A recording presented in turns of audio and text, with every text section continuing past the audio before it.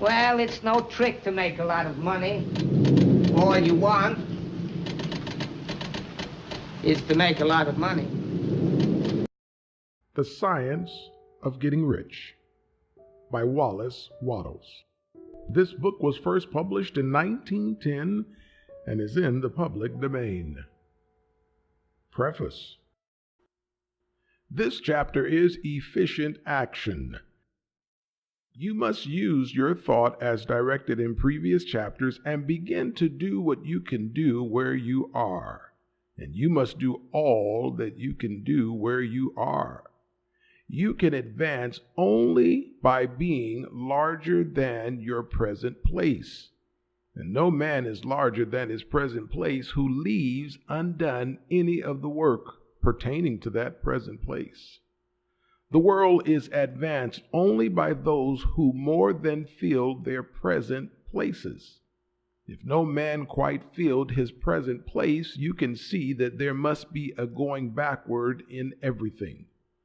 Those who do not quite fill their present places are dead weight upon society, government, commerce, and industry. They must be carried along by others at a great expense. The progress of the world is retarded only by those who do not fill the places they are holding. They belong to a former age and a lower stage or plane of life, and their tendency is toward degeneration. No society could advance if every man was smaller than his place. Social evolution is guided by the law of physical and mental evolution. In the animal world, evolution is caused by excess of life. When an organism has more life than can be expressed in the functions of its own plane, it develops the organs of a higher plane, and a new species is originated. There would never have been new species had there not been organisms which more than filled their places. The law is exactly the same for you. Your getting rich depends upon your applying this principle to your own affairs. Every day is either a successful day or a day of failure. And it is the successful days which get you what you want. If every day is a failure, you can never get rich. While if every day is a success, you cannot fail to get rich. If there is something that may be done today, and you do not do it, if you fail insofar as that thing is concerned, and the consequences may be more disastrous than you imagine, you cannot foresee the results of even the most trivial act.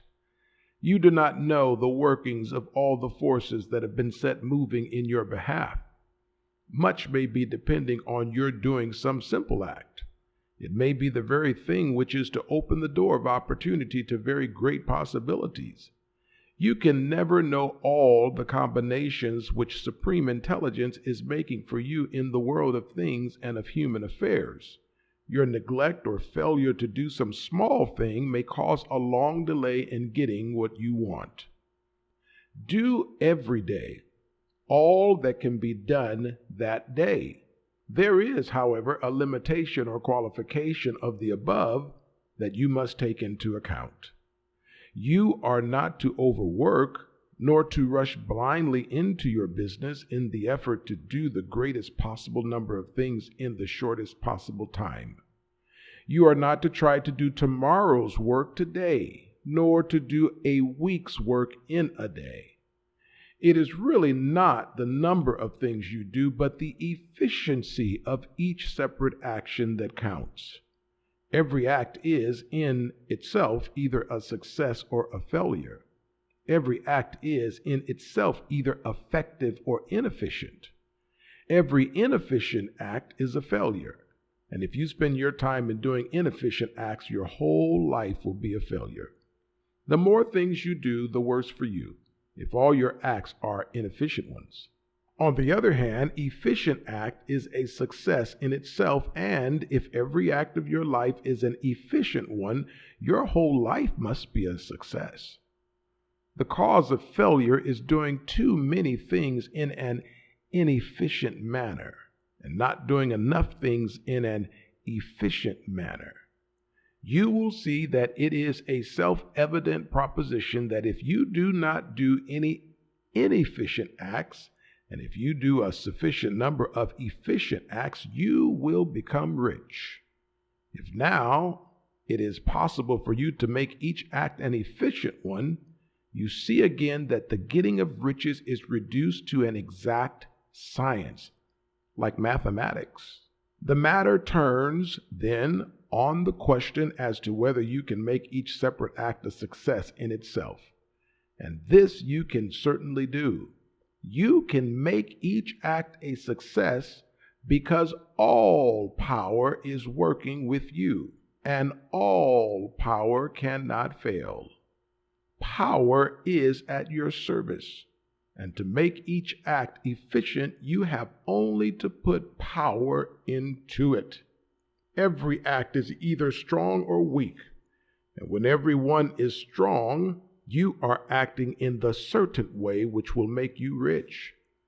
Every act can be made strong and efficient by holding your vision while you are doing it, and putting the whole power of your faith and purpose into it.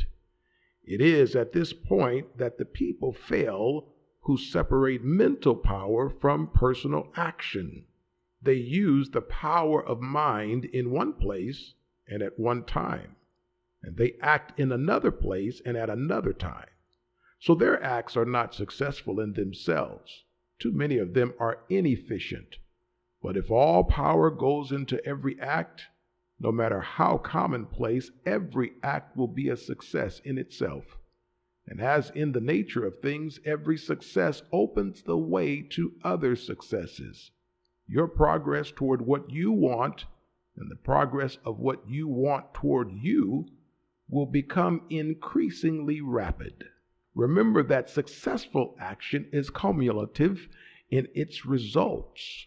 Since the desire for more life is inherent in all things, when a man begins to move toward larger life, more things attach themselves to him, and the influence of his desire is multiplied.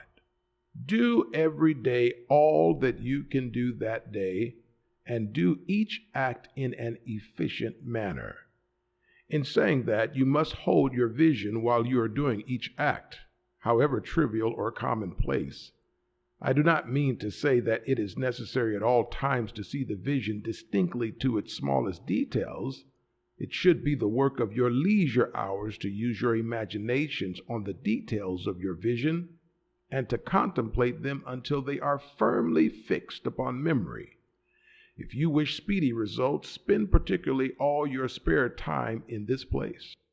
By continuous contemplation, you will get the picture of what you want, even to the smallest details, so firmly fixed upon your mind and so completely transferred to the mind of formless substance that in your working hours you need only to mentally refer to the picture to stimulate your faith and purpose and cause your best effort to be put forth. Contemplate your picture in your leisure hours until your consciousness is so full of it that you grasp it instantly. You will become so enthused with its bright promises that the more thought of it will call forth the strongest energies of your whole being. Let us again repeat our syllabus, and by slightly changing the closing statements, bring it to the point we have now reached. There is a thinking stuff from which all things are made, and which in its original state permeates, penetrates, and fills the interspaces of the universe. A thought in this substance produces the thing that it is imaged by the thought. Man can form things in his thought, and by impressing his thought upon formless substance, can cause the thing he thinks about to be created. In order to do this, man must pass from the competitive to the creative mind. He must form a clear mental picture of the things he wants and do, with faith and purpose, all that can be done each day, doing each separate thing in an efficient manner. This next chapter is getting into the right business. But before we go on, I want to remind you, if you like videos about ambition, success, the law of attraction, and the power of the mind, be sure to subscribe and make sure you hit the notification bell, for these are the kinds of videos that we release each week. Now let's continue. Getting into the right business. Success in any particular business depends, for one thing, upon your possessing in a well-developed state the faculties required in that business. Without good musical faculty, no one can succeed as a teacher of music. Without well-developed mechanical faculties, no one can achieve great success in any of the mechanical trades. But to possess in a well-developed state the faculties required in your particular vocation does not ensure getting rich. There are musicians who have remarkable talent and who yet remain poor. There are blacksmiths, carpenters, and so on who have excellent mechanical ability, but who do not get rich. And there are merchants with good faculties for dealing with men who nevertheless fail. The different faculties are tools. It is essential to have good tools, but it is also essential that the tools should be used in the right way. One man can take a sharp saw, a square, a good plane, and so on, and build a handsome article of furniture. Another man can take the same tools and set to work to duplicate the article, but his production will be a botch. He does not know how to use good tools in a successful way. The various faculties of your mind are the tools with which you must do the work, which is to make you rich.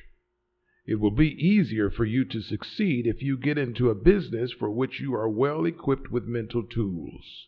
Generally speaking, you will do best in that business which will use your strongest faculties, the one for which you are naturally best fitted. But there are limitations to this statement also. No man should regard his vocation as being irrevocably fixed by the tendencies with which he was born. You can get rich in any business, for if you have not the right talent, you can develop the talent. It means that you will have to make your tools as you go along, instead of confining yourself to the use of those with which you were born. It will be easier for you to succeed in a vocation for which you can already have the talents in a well-developed state, but you can succeed in any vocation, for you can develop any rudimentary talent, and there is no talent of which you have not at least the rudiment. You will get rich most easily in the point of fact if you do that which you are best fitted, but you will get rich most satisfactorily if you do that which you want to do. Doing what you want to do in life. There is no real satisfaction in living if we are compelled to be forever doing something which we do not like to do and can never do what we want to do. And it is certain that you can do what you want to do. The desire to do it is proof that you have within you the power which can do it. Desire is a manifestation of power. The desire to play music is the power which can play music seeking expression and development. The desire to invent mechanical devices is the mechanical talent seeking expression and development. Where there is no power, either developed or undeveloped, to do a thing, there is never any desire to do that thing. And where there is strong desire to do a thing, it is certain proof that the power to do it is strong and only requires to be developed and applied in the right way. All things else being equal, it is best to select the business for which you have the best developed talent.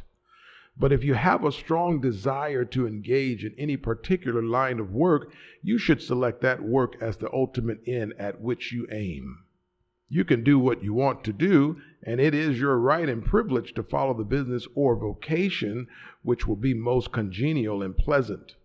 You are not obliged to do what you do not like to do, and should not do it except as a means to bring you to doing of the thing you want to do. If there are past mistakes, whose consequences have placed you in an undesirable business or environment, you may be obliged for some time to do what you do not like to do. But you can make the doing of it pleasant by knowing that it is making it possible for you to come to the doing of what you want to do. If you feel that you are not in the right vocation, do not act too hastily in trying to get into another one. The best way, generally, to change business or environment is by growth. Do not be afraid to make a sudden and radical change if the opportunity is presented, and if you feel after careful consideration that it is the right opportunity. But never take sudden or radical action when you are in doubt as to the wisdom of doing so. There is never any hurry on the creative plane, and there is no lack of opportunity. When you get out of the competitive mind, you will understand that you never need to act hastily. No one else is going to beat you to the thing you want to do. There is enough for all. If one space is taken, another and a better one will be open for you a little farther on. There is plenty of time. When you are in doubt, wait. Fall back on the contemplation of your vision and increase your faith and purpose, and by all means, in times of doubt and indecision, cultivate gratitude.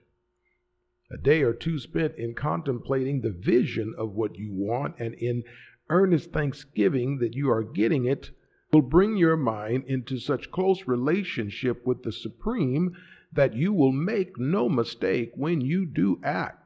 There is a mind which knows all there is to know, and you can come into close unity with this mind by faith and the purpose to advance in life if you have deep gratitude. Mistakes come from acting hastily, or from acting in fear or doubt or in forgetfulness of the right motive, which is more life to all and less to none.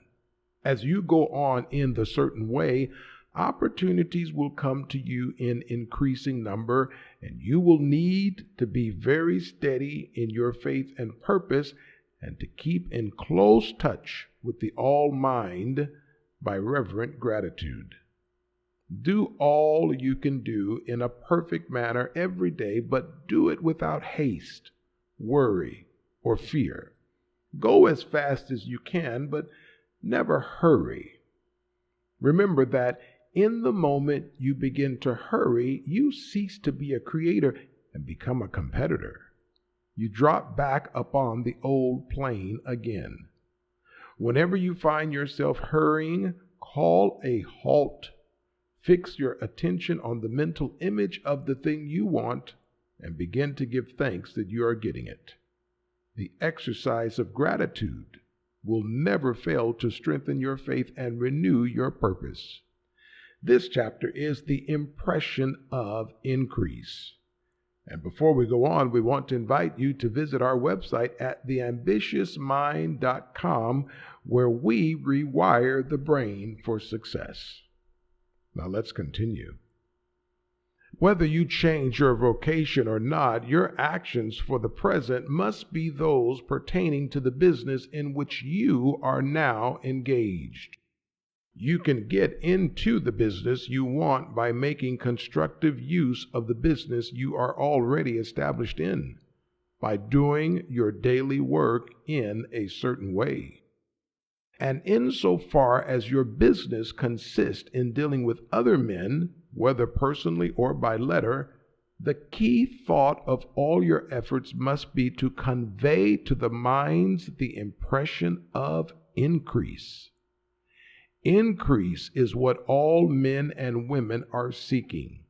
It is the urge of the formless intelligence within them, seeking fuller expression. The desire for increase is inherent in all nature. It is the fundamental impulse of the universe. All human activities are based on the desire for increase. People are seeking more food, more clothes, better shelter, more luxury, more beauty, more knowledge, more pleasure.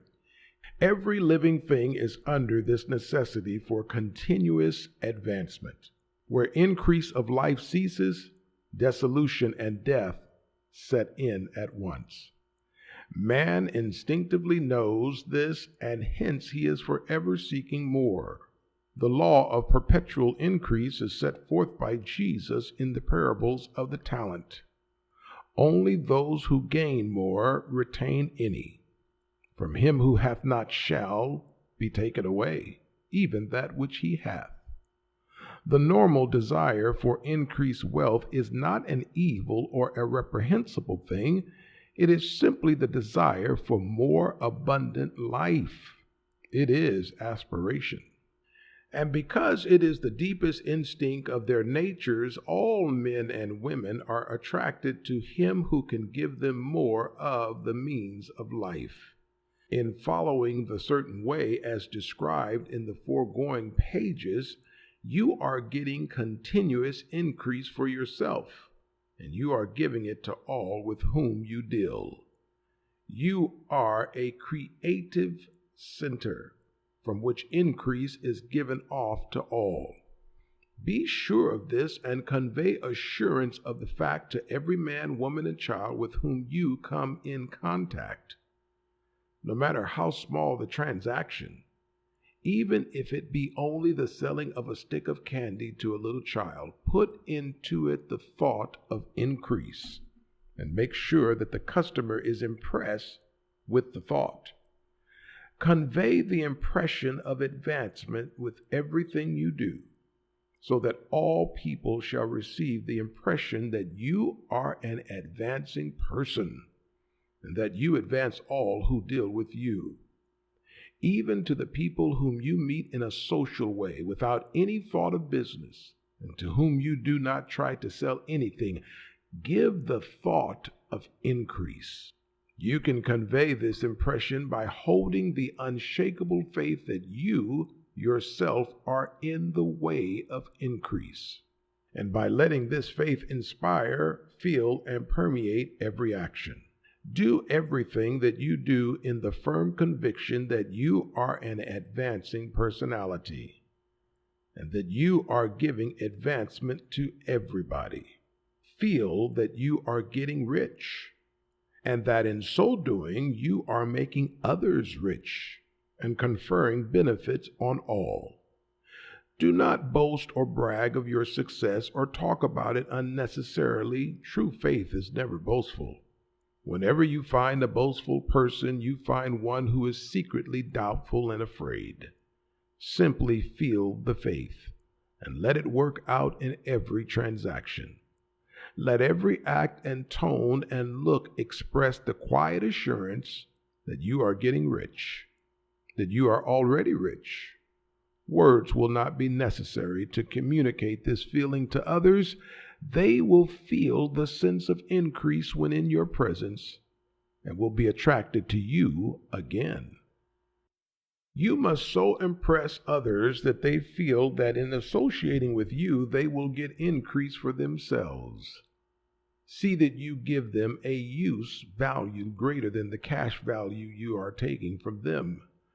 Take an honest pride in doing this and let everybody know it, and you will have no lack of customers.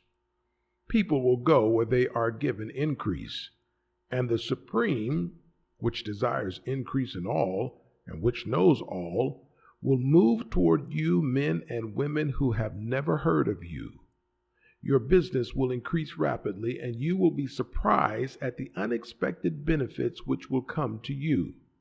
You will be able from day to day to make larger combinations, secure greater advantages, and to go on into a more congenial vocation if you desire to do so.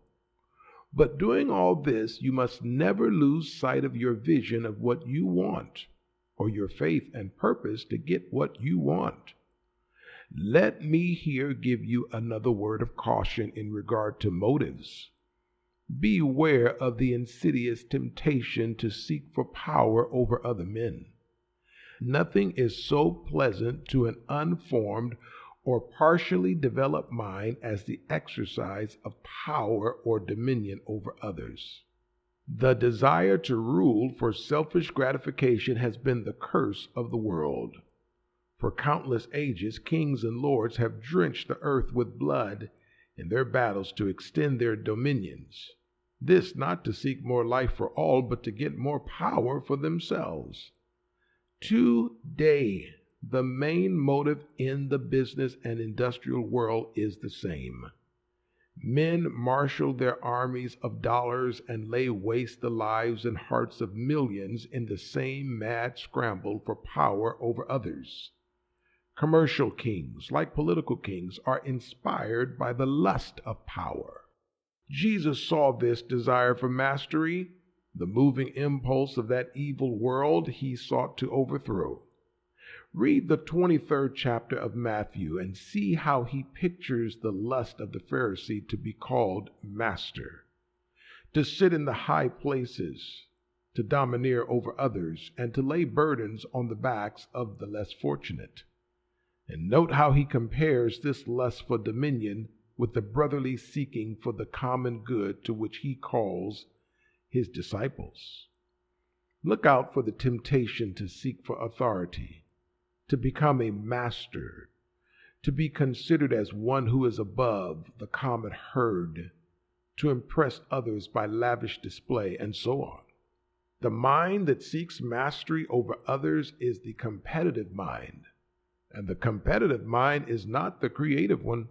In order to master your environment and your destiny, it is not at all necessary that you should rule over your fellow men, and indeed, when you fall into the world's struggle for the high places, you begin to be conquered by fate and environment, and your getting rich becomes a matter of chance and speculation. Beware of the competitive mind.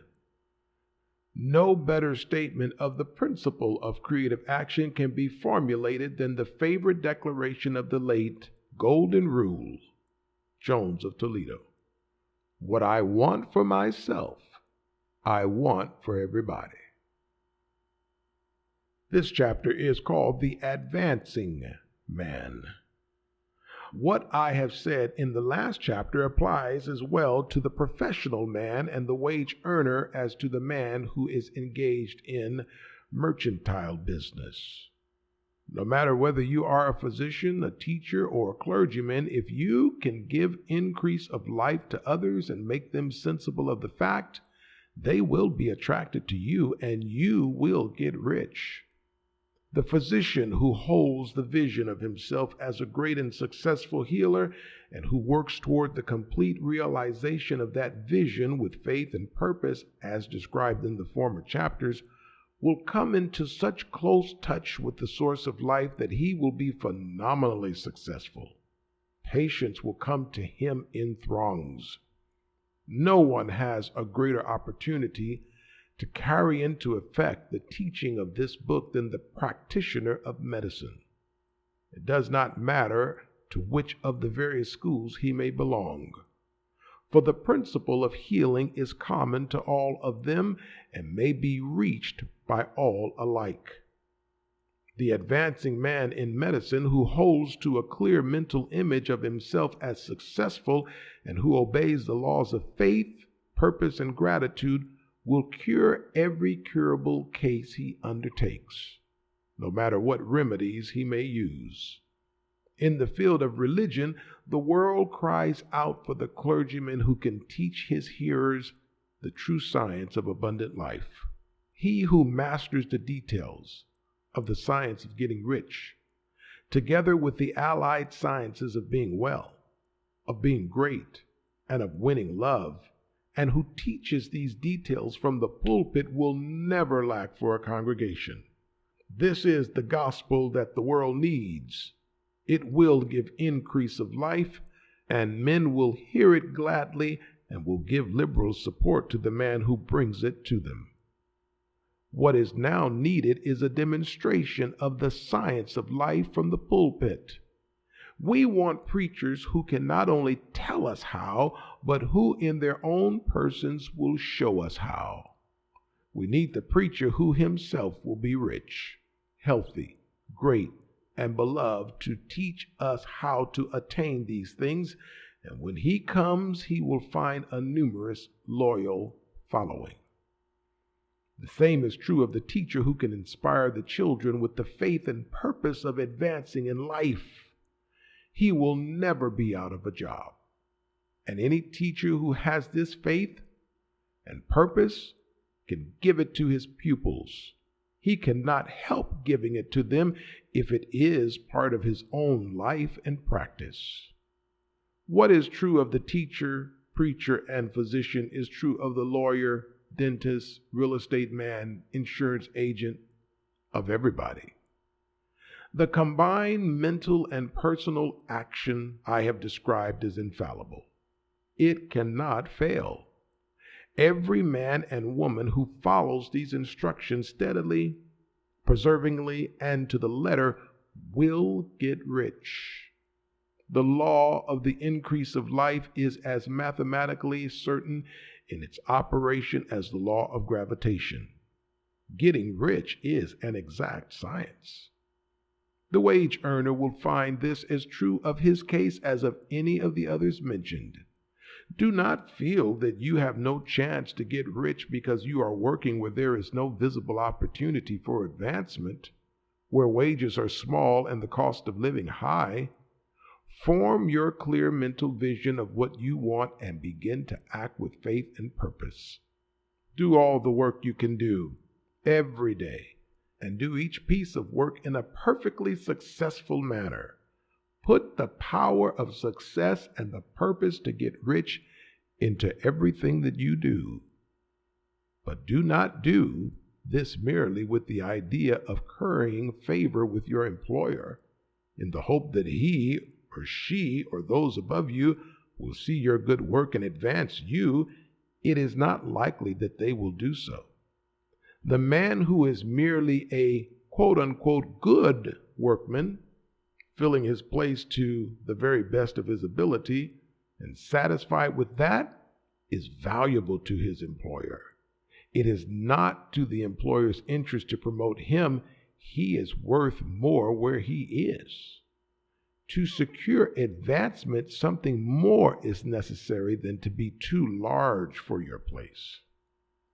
The person who is certain to advance is the one who is too big for his place, and who has a clear concept of what he wants to be, who knows that he can become what he wants to be, and who is determined to be what he wants to be.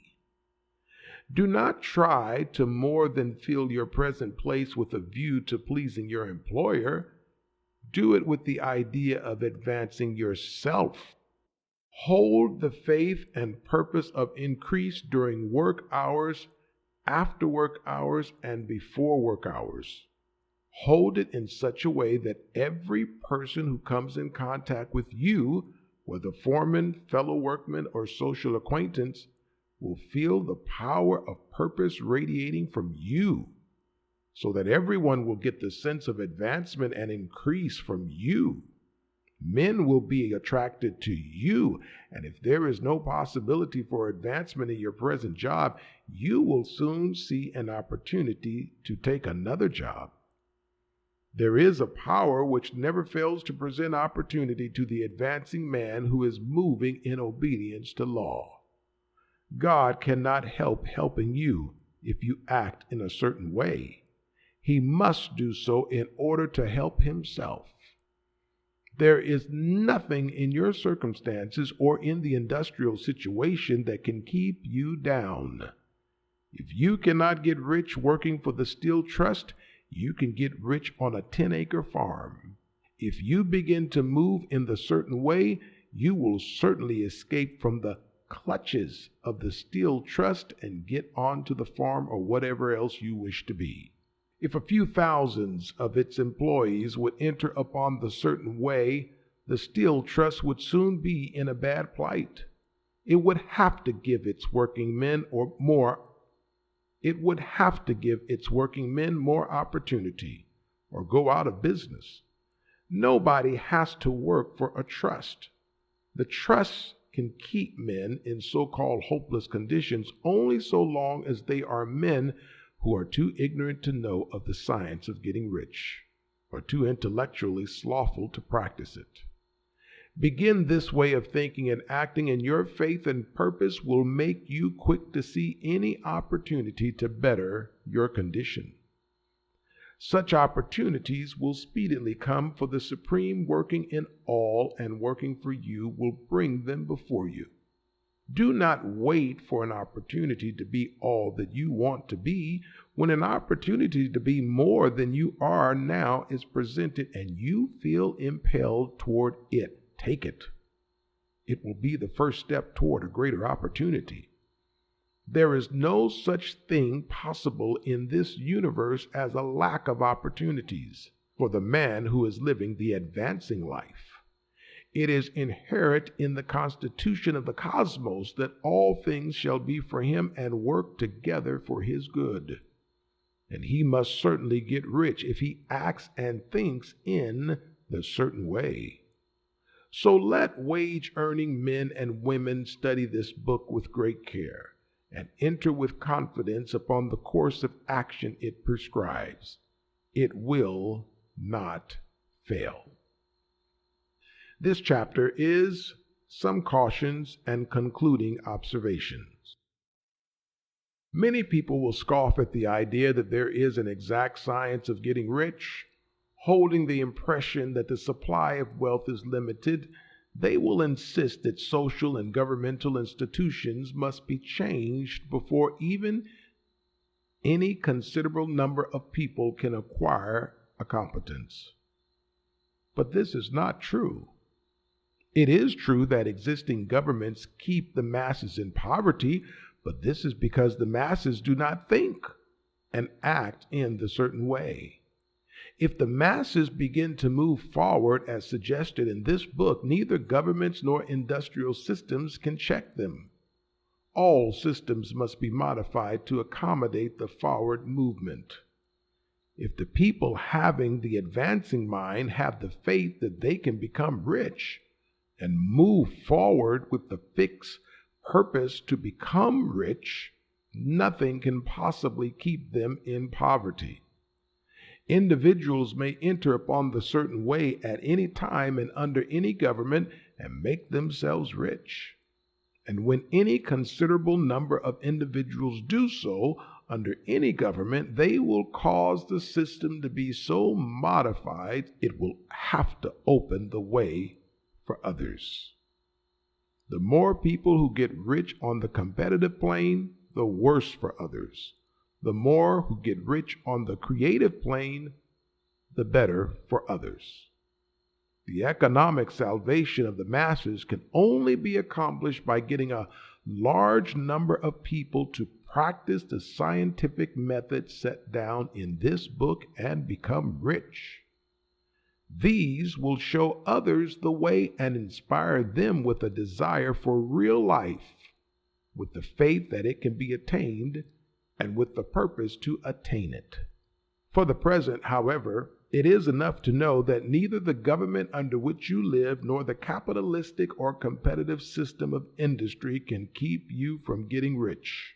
When you enter upon the creative plane of thought, you will rise above all these things and become a citizen of another kingdom. But remember, your thought must be held upon the creative plane. You are never for an instant to be betrayed into regarding the supply as limited or into acting on the moral level of competition. Whenever you do fall into old ways of thought, correct yourself instantly. For when you are in the competitive mind, you have lost the cooperation of the mind of the whole. Do not spend any time in planning as to how you will meet possible emergencies in the future, except as the necessary policies may affect your actions today. You are concerned with doing today's work in a perfectly successful manner and not with emergencies which may arise tomorrow. You can attend to them as they come. Do not concern yourself with questions as to how you shall surmount obstacles which may loom upon your business horizon. unless you can see plainly that your course must be altered today in order to avoid them. No matter how tremendous an obstruction may appear at a distance, you will find that if you go on in the certain way, it will disappear as you approach it, or that a way over or around it will appear. No possible combination of circumstances can defeat a man or woman who is proceeding to get rich along strictly scientific lines. No man or woman who obeys the law can fail to get rich, any more than one can multiply 2 by 2 and fail to get 4. Give no anxious thought to possible disasters, obstacles, panics, or unfavorable combination of circumstances. It is time enough to meet such things when they present themselves before you in the immediate present, and you will find that every difficulty carries with it the wherewithal for its overcoming. Guard your speech. Never speak of yourself, your affairs, or of anything else in a discouraged or discouraging way. Never admit the possibility of failure, or speak in a way that infers failure as the possibility. Never speak of the times as being hard, or of business conditions as being doubtful. Times may be hard, and business doubtful for those who are on the competitive plane, but they can never be so for you. You can create what you want, and you are above fear. When others are having hard times and poor business, you will find your greatest opportunities. Train yourself to think of and to look upon the world as something which is becoming, which is growing, and to regard seeing evil as being only that which is undeveloped. Always speak in terms of advancement. To do otherwise is to deny your faith, and to deny your faith is to lose it. Never allow yourself to feel disappointed. You may expect to have a certain thing at a certain time and not get it at that time, and this will appear to you like failure. But if you hold to your faith, you will find that the failure is only apparent. Go on in the certain way, and if you do not receive that thing, you will receive something so much better that you will see that the seeming failure was really a great success. A student of this science had set his mind on making a certain business combination which seemed to him at the time to be very desirable, and he worked for some weeks to bring it about. When the crucial time came, the thing failed in a perfectly inexplicable way. It was as if some unseen influence had been working secretly against him. He was not disappointed. On the contrary, he thanked God that his desire had been overruled and went steadily on with a grateful mind. In a few weeks, an opportunity so much better came his way that he would not have made the first deal on any account. And he saw that a mind which knew more than he knew had prevented him from losing the greater good by entangling himself with the lesser. That is the way every seeming failure will work out for you if you keep the faith, hold to your purpose, have gratitude, and do every day all that can be done that day, doing each separate act in a successful manner. When you make a failure, it is because you have not asked for enough. Keep on, and a larger thing that you are seeking will certainly come to you. Remember this: you will not fail because you lack the necessary talent to do what you wish to do.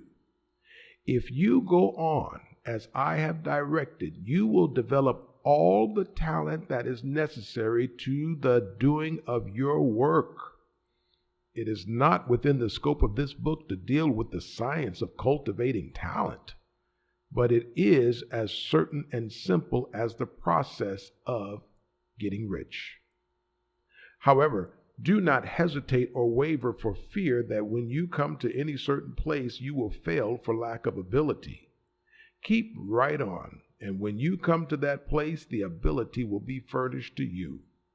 The same source of ability which enabled the untaught Lincoln to do the greatest work in government ever accomplished by a single man is open to you. You may draw upon all the mind there is for wisdom to use in meeting the responsibilities which are laid upon you. Go on in full faith. Study this book. Make it your constant companion until you have mastered all the ideas contained in it. While you are getting firmly established in this faith, you will do well to give up most recreations and pleasure, and stay away from places where ideas conflicting with these are advanced in lectures or sermons. Do not read pessimistic or conflicting literature or get into arguments upon the matter. Do very little reading outside of the writers mentioned in the preface. Spend most of your leisure time in contemplating your vision and in cultivating gratitude and in reading this book. It contains all you need to know the science of getting rich, and you will find all the essentials summed up in the following chapter. And this is the summary of The Science of Getting Rich, which is its final chapter. There is a thinking stuff from which all things are made, and which in its original state permeates, penetrates, and fills the interspaces of the universe. A thought in this substance produces the thing that it is imaged by the thought. Man can form things in his thought, and by impressing his thought upon formless substance can cause the thing he thinks about to be created. In order to do this, man must pass from the competitive to the creative mind. Otherwise, he cannot be in harmony with the formless intelligence, which is always creative and never competitive in spirit. Man may come into full harmony with the formless substance by entertaining a lively and sincere gratitude for the blessings it bestows upon him. Gratitude unifies the mind of man with the intelligence of substance, so that man's thoughts are received by the formless. Man can remain upon the creative plane only by uniting himself with the formless intelligence through a deep and continuous feeling of gratitude. Man must form a clear and definite mental image of the things he wishes to have, to do, or to become, and he must hold this mental image in his thoughts while being deeply grateful to the Supreme that all his desires are granted to him. The man who wishes to get rich must spend his leisure hours in contemplating his vision and in earnest thanksgiving that the reality is being given to him. Too much stress cannot be laid on the importance of frequent contemplation of the mental image, coupled with unwavering faith and devout gratitude. This is the process by which the impression is given to the formless and the creative forces set in motion. The creative energy works through the established channels of natural growth and of the industrial and social order. All that is included in his mental image will surely be brought to the man who follows the instructions given above and whose faith does not waver. What he wants will come to him through the ways of established trade and commerce. In order to receive his own when it shall come to him, man must be active. This activity can only consist in more than filling his present place. He must keep in mind the purpose to get rich through the realization of his mental image, and he must do every day all that can be done that day, taking care to do each act in a successful manner. He must give to every man a use value in excess of the cash value he receives, so that each transaction makes for more life, and he must so hold the advancing thought that the impression of increase will be communicated to all with whom he comes in contact with. The men and women who practice the foregoing instructions will certainly get rich, and the riches they receive will be in exact proportion to the definiteness of their vision. the fixity of their purpose, the steadiness of their faith, and the depth of their gratitude. The end. This has been the science of getting rich. I hope you have enjoyed this presentation as much as I have truly enjoyed sharing it with you. And I hope that you continue to enjoy our videos. Be sure to subscribe and hit the notification button so that you'll be notified when our videos go up. And I want to leave you with our mantra here at the Ambitious Mind Network, and it goes like this: I am the thinker that thinks the thought that creates the thing.